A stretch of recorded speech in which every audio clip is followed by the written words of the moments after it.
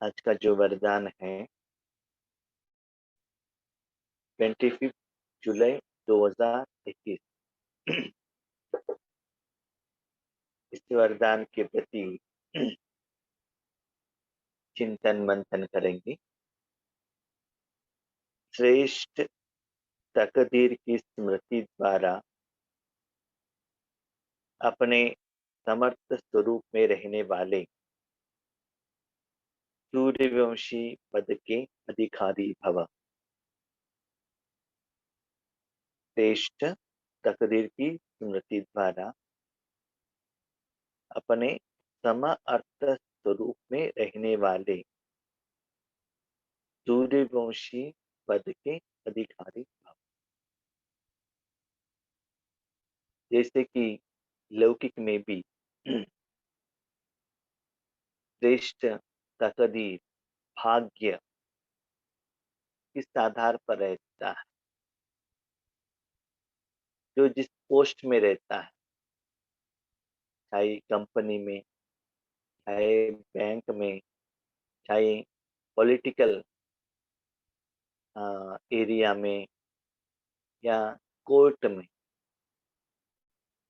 कोई supreme court का जज रहते हैं या हाई कोर्ट का जज रहते हैं, तो उनको कितने वो स्मृति रहता है। और जिस किसी ने भी आईआईएम में डिग्री लिया है या यूएस में या बाहर की दुनिया में डिग्री लिया है, तो उनको कितना स्मृति रहता है। जैसे कि एक बार माउंट आबू में एक भाई जी आए थे, ज्ञान सरोवर में वीआईपी के रूप में आए थे। तो कह रहे थे, मैं कौन हूँ आप जानते हैं क्या?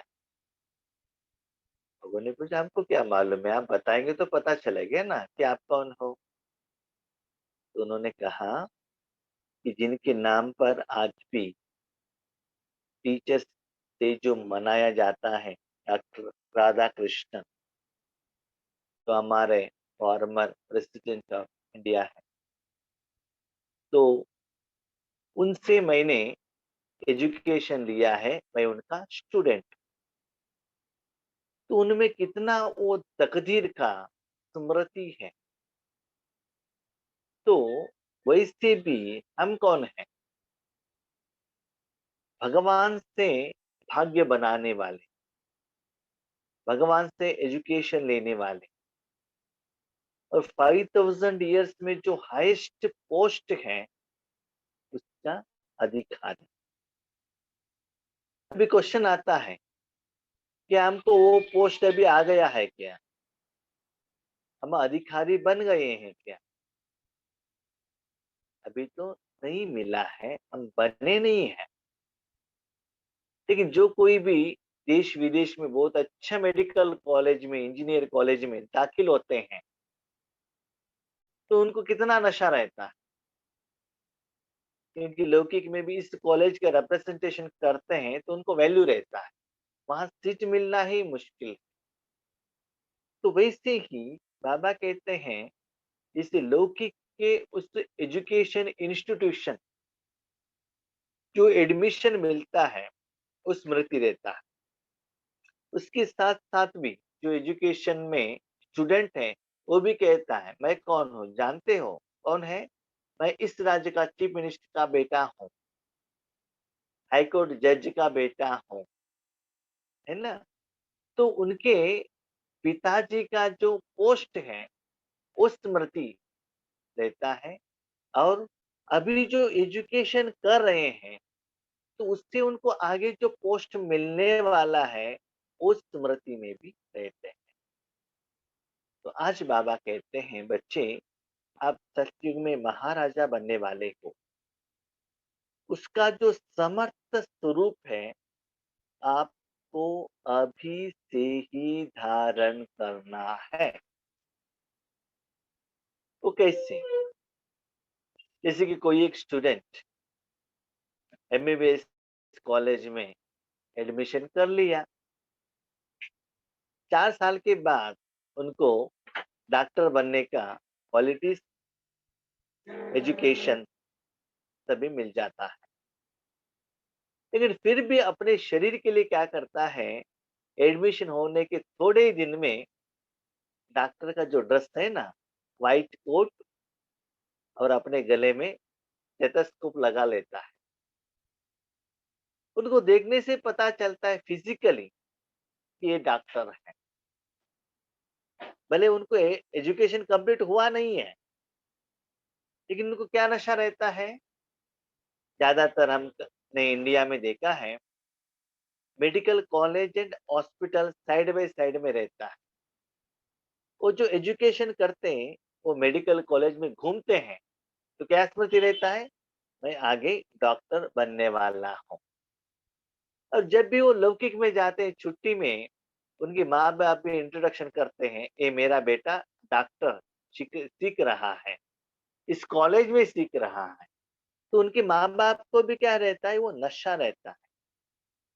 जैसे स्थूल रूप में वो कॉलेज, वो कोर्ट, वो स्टेथोस्कोप भविष्य पद का जो अधिकारी का स्मृति पर वो भी रहता है और अपने परिवार वालों को भी दिलाता है।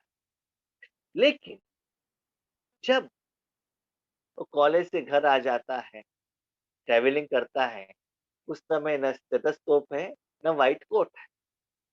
तो लोग कैसे देखते हैं उनको? As a normal person. क्यों? क्योंकि उनका जो प्रोफेशन और एजुकेशन था, उससे, उस दस से वो अलग हो गए। तो ऐसे ही भविष्य पद का अधिकारी हमको बनना है। तन तो ऐसा है नहीं, तन तो शुद्ध दुनिया का ही है, कलयुग का है। लेकिन आत्मा और मन के रूप में उस पोजीशन को हम अभी भी पा सकते हैं। कैसे? बाबा ने कहा, सम अर्थ स्वरूप। डॉक्टर बने नहीं है, लेकिन डॉक्टर के जैसे स्टेथोस्कोप, डॉक्टर के जैसे कोट, डॉक्टर के जैसे हॉस्पिटल में घूमना बना नहीं है। वैसे अभी तक हम देवता बने नहीं है, बन रहे हैं। कोई फाइनल ईयर का स्टूडेंट है, कोई थर्ड ईयर का है, कोई सेकंड ईयर का है, ऐसे नंबरवार। तो बाबा कहते सम अर्थ माना अनादि स्वरूप, ओनली आत्मा का स्मृति। इस दुनिया में कर्म करते हुए भी कोई भी बोझ नहीं, कोई भी बंधन नहीं, पुराना कोई भी हिसाब किताब नहीं। संपूर्ण वो आत्मा का गुण, विशेषता, धारणा, धर्म, शक्तियां, संस्कार, ज्ञान के साथ कनेक्ट। उसके साथ में क्या करना है? जो उस समय का जो ड्यूटी है वो निभाना है। तो वैसे बाबा कहते हैं, अभी से ही उस पोस्ट का आपको क्या करना है? प्रैक्टिस करना चाहिए मन के रूप। जो भी कर्म करते हो, काम क्रोध लोभ मोह अहंकार में प्रभावित होकर कर्म नहीं करना चाहिए। जैसे कि पॉलिटिकल लीडर्स कुछ भाषण करते हैं, तो स्मृति रहता है, रिकॉर्डिंग हो रहा है, प्रेस वाले आगे हैं, थोड़ा भी कुछ ज्यादा कम कर दिया तो क्या होगा? क्या होगा? नेक्स्ट डे टेलीविजन में आ जाएगा। तो वो स्मृति रहता है ना, जिस पार्टी को वो रिप्रेजेंट करते हैं, उसके आधार पर ही वो क्या करते हैं? अपना भाषण करते हैं। ऐसे ही सम अर्थ स्वरूप माना, सिर्फ उसमें आत्मा का ही रूप रहना चाहिए। सतयुग त्रेता युग का तन का जो रूप समय के अनुसार चेंज होता है। 84 जन्म में हम स्त्री का भी शरीर ले सकते हैं और पुरुष का भी शरीर ले सकते हैं। और सतयुग में देवता का स्वरूप, और त्रेता युग में क्या लेते हैं? क्षत्रिय का स्वरूप, द्वापर में वैश्य, और कलयुग में शूद्र। ये सभी जो संस्कार है, विकार है, ज्ञान है, इस सभी से हमको क्या रहना चाहिए? अलग रहना चाहिए। क्योंकि जितना हम परमधाम से नीचे आने के बाद शरीर का स्मृति और शरीर द्वारा जो भी कर्म किया है, उस कर्म का जो संस्कार है, आत्मा के ऊपर मैलीपन के रूप में लगता ही जाता है। वो संस्कार भी आत्मा के साथ में रहता है, तो क्या होगा? मुश्किल होगा ना। जैसे मैं घर से निकलता हूँ, बारिश आया है, कपड़ा गीले हो गए हैं, जहाँ भी जाकर मैं क्लास करता हूँ या सुनता हूँ या कुछ भी करता हूँ, वो जो गीलेपन का एहसास हर कर्म में मुझे होता है ना। होता है तो क्या होगा? जो कर्म जितना परफेक्टली होना चाहिए, वो नहीं होता है। तो वैसे ही आज हम क्या कर रहे हैं, बाबा कहते हैं, वो सभी मेरे माँ, मेरे भाई, मेरे बहन, मेरे देश, मेरा कोरोना, मेरा ड्यूटी, मुझे ही करना है, सारा ज़िम्मेवारी मेरा है। तो सारा वो ज़िम्मेवारी को अपने मन में ऊपर, सिर के ऊपर ऐसे लगाकर बैठे हो। ज़िम्मेवारी तो होने दो, लेकिन कर्म करने के समय पर मन से क्या हो जाओ, अटैच होकर सिर्फ आत्मा समझकर और एट प्रेजेंट लेवल आपको जो कर्म करना है, सिर्फ उसके साथ कनेक्ट रहो। आगे पीछे का जो हुआ, क्या हुआ, कैसे होगा, उसके साथ कनेक्शन मत रखना। तब ही सतयुग में आपको जो कर्म करना है, उसका प्रैक्टिस, विधि विधान, अनुभव अभी से ही आपको मिलने लगेगा।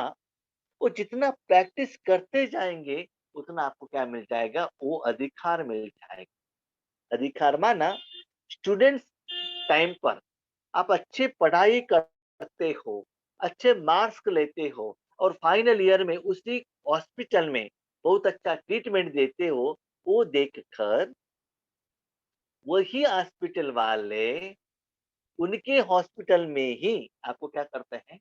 अपॉइंटमेंट दे देते हैं। आपको कहाँ जाने का ज़रूरत नहीं रहता है। तो ऐसे ही आप जितना समर्थ स्वरूप में रहते हो, उतना आप ब्रह्मा बाबा के साथ में भी रहते हो और सत्युग में ब्रह्मा बाबा के साथ में पहले ही जन्म में उनके परिवार में आ जाते हो। इसीलिए भविष्य का जो गुण है, अभी से ही आपके कर्म में दिखाई देना चाहिए। वो अधिकार आपके हर कर्म में मन के रूप में दिखाई देना चाहिए। ऐसा नहीं अधिकार दिखाई देना चाहिए तो कल आर्टिफिशियल किरीट को सिर के ऊपर लगा दो और कृष्ण के रूप में, विष्णु के रूप में शरीर को श्रृंगार करो। नहीं, आत्मा और मन में वो गुण आना चाहिए। तो एक्सप्लेनेशन बाबा कह रहे हैं, जो अपनी श्रेष्ठ तकदीर को सदा स्मृति में रखते हैं, वह समर्थ स्वरूप में रहते हैं। समा अर्थ, हाँ, मानना क्या है? मैं एक आत्मा हूँ। स्टार्टिंग का जो अनादि स्वरूप है, समर्थ है। लेकिन जब एक-एक जन्म कंप्लीट होता ही जाता है, एक-एक सेकंड कंप्लीट होता ही जाता है, तो क्या होता है? शरीर द्वारा जो किया हुआ कर्मों का संस्कार आत्मा को लगने लगता है। इसीलिए समर्थ बाबा कहते ना, श्रीमत क्या है? अपने को आत्मा समझकर हर कर्म करो। मैं प्योर सोल हूँ, कर्म करने के समय पर मुझे कुछ भी नहीं लगता है।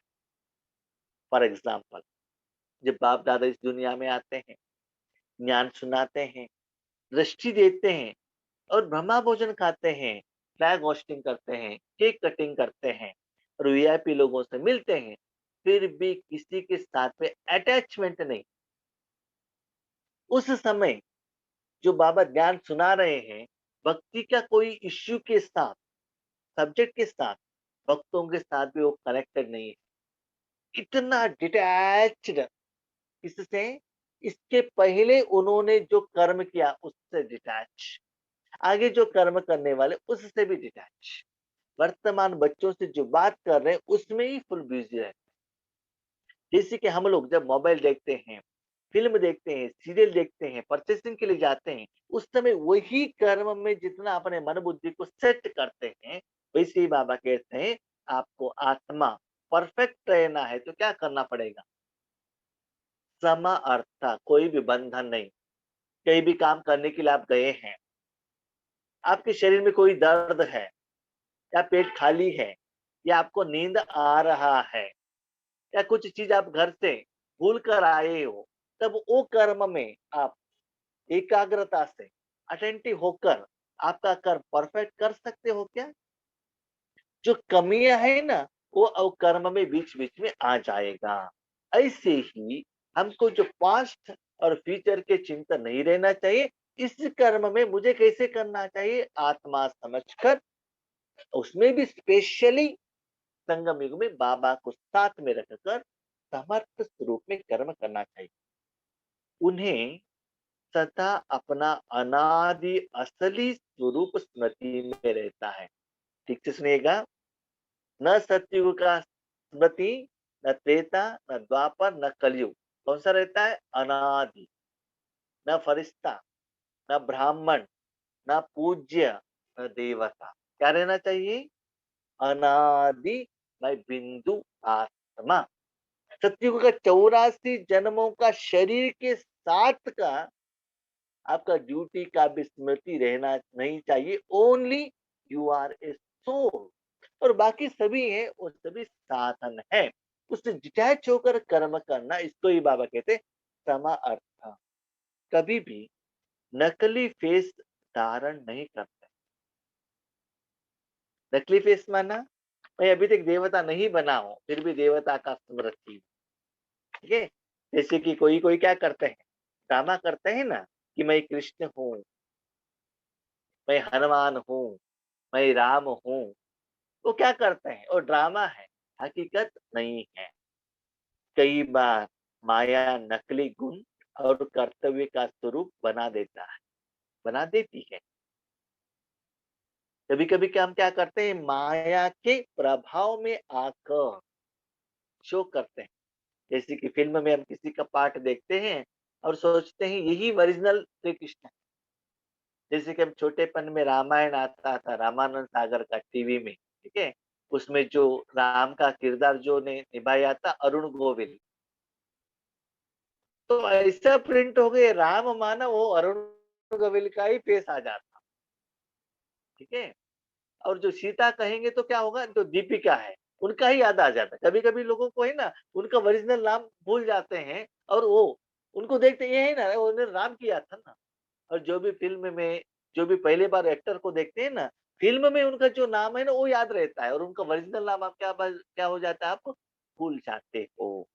तो वैसे ही ये जो टेम्पोररी नकली स्वरूप है ना, कर्तव्य, उससे आपको अलग होना चाहिए। किसको क्रोधी, किसको लोभी, किसको दुखी, किसी को अशांत बना देता है। ये जो विकार के प्रभाव में आएंगे, तो कभी कभी आप क्या बन जाते हो, क्रोधी, लोभी, दुखी और अशांत बन जाते हो। ये आपका ओरिजिनल स्वरूप नहीं है। उससे आप एडिक्ट हो गए हो, उसके साथ आप कनेक्ट हो गए हो। तो उसके साथ आप कनेक्ट हो गए, तो क्या होता है, जब तक आप कनेक्शन में हो तब तक आपके हर कर्म में वो भी इंक्लूड हो जाएगा। तब आपका कर्म यथार्थ समर्थ नहीं होगा। लेकिन असली स्वरूप इन सब बातों से परे है। आपका जो ओरिजिनल स्वरूप क्या है, ये सभी से डिटैच है। जो बच्चे अपने असली स्वरूप में स्थित रहते हैं, वह सूर्यवंशी पद के अधिकारी बन जाते हैं। तो मेरा असली स्वरूप क्या है, मैं सिर्फ आत्मा हूँ। आत्मा के गुण के साथ कनेक्टेड हूँ। मैं शरीर हूँ, मैं स्त्री हूँ, मैं व्हाइट हूँ, ब्लैक हूँ, इनका बच्ची हूँ, इस पोस्ट का हूँ। ये मेरा असली स्वरूप नहीं है, ये मेरा साधन का स्वरूप है। मेरे घर का दीवार का कलर येलो है। अरे भैया, दीवार का कलर येलो है, आपका नहीं है ना। वो एक साधन है, उसको पेट और किसी ने बनाया है, वो आपका विशेषता नहीं है। वैसे भी शरीर वो आपका नहीं है, वो और किसी का है, वो साधन है। उस साधन का अपना क्यों बना लेते हो? ठीक है, आपने बहुत अच्छा कपड़ा पहना है, बहुत अच्छा है, लेकिन वो कपड़े में कलर आपने डाला है क्या? इतना अच्छा सिलाई आपने किया है क्या? आप क्यों कहते हो मेरा कपड़ा, मैं सुंदर दिख रही हूँ, मैं सुंदर दिख रहा हूँ? न कि वो तन आपका है, न उसके ऊपर का जो कपड़ा आपका है, जिसके कारण आप सुंदर दिख रहे हो। आप कौन हो? तुम यू आर। देखो, दीवार में जो कलर है उससे आप आत्मा सुंदर नहीं बन सकते हो, कपड़े से आप सुंदर नहीं बन सकते हो, और चमड़ी से आप सुंदर नहीं बनते हो। आप कौन हो? आत्मा हो। आत्मा के अपना आत्मा के अंदर में जो कलर है ना, आत्मा के अंदर में जो ओरिजिनल गुण है ना, इससे आप सुंदर बनते हो। जो भी आप सुंदर कह रहे हो वो आपके साधन का सौंदर्य है, आपका नहीं है। ये डिफरेंस हमको पता चलना चाहिए। साधन का सौंदर्य वो मेरा समझना, ये अज्ञान का पराकाष्ठता है। तो ये डिफरेंस हमको पता चलना चाहिए। अभी चेक कीजिएगा, हर रोज आप किस अधिकार में हो? क्या अधिकार? मेरे पास कार है, करोड़ रुपए है, बिल्डिंग है, बच्चे हैं, बीबी है, कंप्यूटर है, मोबाइल है। ये कुछ भी आपका है नहीं। इससे सच्चा सुख नहीं मिलता है। इसलिए बाबा कहते सम अर्थ। क्या है समर्थ? आत्मा में जो प्योर पवित्र रूप है ना, सुंदर रूप है ना, अंदर है ना, उसमें मन को रखो और उसमें स्थित हो जाओ और उसका अधिकारी बनो। तब अभी से ही, भले आप यहाँ दुनिया में सत्युग नहीं आया है, स्वर्ग नहीं आया, फिर भी अभी से ही आप क्या बन जाएंगे? क्या बन जाएंगे? सत्युग का अधिकारी बन जाएंगे। किसी किसी हॉस्पिटल में हमने देखा है, जब किसी पेशेंट को हम लेकर जाते हैं, ज्यादातर मुझे ऐसा अवसर नहीं मिला है कि मैं पेशेंट जाके हॉस्पिटल में रहूं, लेकिन केयर टेकर बनकर हॉस्पिटल रहने का बहुत बार चांस मिला है। बेंगलोर में जब, ज्यादातर मैं बेंगलोर में कंपनी में काम करता था, तो कभी कभी क्या होता है ना, वहाँ जो मेन डॉक्टर रहते हैं उनको इतना गुस्सा रहता है, लेकिन जो स्टूडेंट रहते हैं ना, फाइनल ईयर स्टूडेंट्स, वो कितना प्यार से क्या करते हैं, हैंडल करते हैं।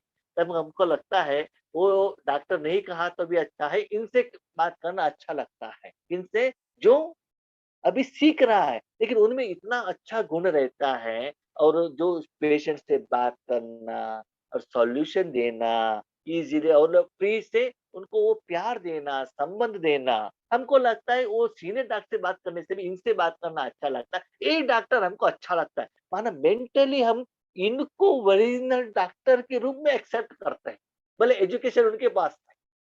ठीक है? तो ऐसे बाबा कहते हैं अभी से ही, भले आप अब स्टूडेंट हो, लेकिन आप इस अधिकार से रहो कि अभी भी आपके भाई बहनों के ऊपर राज्य करो, उनको सुख दो, देवता बनो। तब क्या होगा? क्या होगा? वो अधिकार अभी ही आपको प्राप्त करेगा। वो गुण, वो संस्कार अभी से ही आप में आने लगेगा। दोस्तों, तो ये अधिकार प्राप्त करने के लिए क्या करना चाहिए? सर्व पर रहम करो। सर्व पर रहम करने वाले बने हो तो अहम और वहम समाप्त हो जाए। अहम माना, बाबा मेरे लिए दे दो ना। वहम माना, वो भाई के लिए दे दो ना, इस बहन के लिए दे दो ना, ये मेरा धर्म की है, ये अलौकिक परिवार वालों के लिए है, इन्होंने इससे हमको हेल्प किया है, इसलिए उनको हेल्प करो ना। एक है अहम, दूसरा है वहम। तो बाबा कहते हैं ये दोनों नहीं रहना चाहिए। सर्व पर बाबा, इस दुनिया में जितना भी आत्मा है सभी को दे दो, पंच तत्व सभी को दे दो, जड़ और चैतन्य सभी को दे दो। सभी के ऊपर क्या करो? रहम करने वाले बनो। तब क्या होगा? ये मेरा है, ये तेरा है, ये मेरे अच्छे हैं, ये बुरे हैं, ये डिफरेंशिएशन आपके मन में नहीं आएगा। किसी के प्रति ज्यादा मोह, किसी के प्रति ज्यादा ईर्ष्या, ये दोनों भी आपके मन में नहीं आएगा। इसलिए हर एक आत्मा के प्रति, हर एक व्यक्ति के प्रति, हर एक चीज के प्रति क्या करो? रहम का भावना धारणा करो। अभी क्वेश्चन आता है, भाई जी हम क्यों सभी के ऊपर रहम करें? रहम किसके ऊपर करना पड़ता है? जो गरीब रहता है, जो गरीब रहता है, जिसके पास जो नहीं है उनको वो देना पड़ता है। जो पैसे वाला है उनके ऊपर क्यों देना चाहिए? उनके ऊपर हम क्यों रहम करें? भाई उनके पास पैसा है, भाई बहनों, लेकिन मन का खुशी नहीं है ना। मन का खुशी में तो सभी लोग भिखारी ही है ना, सभी लोग माँग रहे हैं ना। तो उनके ऊपर इस सूक्ष्म रूप में भगवान की शक्ति देने में रहम करो, नहीं कि उनको रोटी दो, इनको भोजन दो, इनको कपड़ा दो, इनको एजुकेशन दो। स्थूल रूप का रहम नहीं बताया बाबा ने। क्या बताया? जितना भी बड़ा करोड़पति हो, फिर भी हर रोज़ भगवान के आगे जाकर भगवान शांति दो, कोई माँगता है। इससे क्या प्रूव होता है? पैसे से पोस्ट पोजीशन से आत्मा को सच्चा सुख नहीं मिलता है। वो सच्चा सुख आपके पास है, आपके पिता के द्वारा आपको मिला है। वो देने में आप निमित्त बनो, इंस्ट्रूमेंट बनो और वो देने के लिए आप क्या करो? रहम करो। उनके पास क्यों देना चाहिए? उनके पास प्रभु के प्रति आप पहले मत भेजना। उन्होंने है ना उस दिन मेरे ऊपर गुस्सा किया था, झगड़ा किया था, इसीलिए बाबा उनको मत देना। छोटे बच्चे क्या करते हैं? उनको मत देना।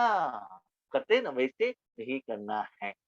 आपके साथ उस आत्मा का कुछ भी हिसाब-किताब हो, चाहे पॉजिटिव, चाहे नेगेटिव।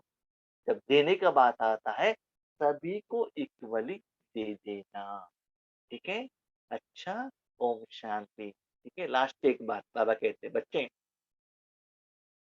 2-3 लोग बच्चे आम के पेड़ के नीचे आते हैं। उसमें एक व्यक्ति ऐसा है, पहले साल में वो आम खा के बहुत अच्छा स्वीट आम देता है वो पेड़। स्वीट आम खा के उस आम का ये पेड़ को क्या किया था, उसके जो ब्रांचेस रहता है उसको काटा था और पत्थर लगाया था। तो नेक्स्ट साल में जिन्होंने पत्थर लगाया था आम के पेड़ को, उनको कड़वा आम देता है आम का पेड़? नहीं है ना।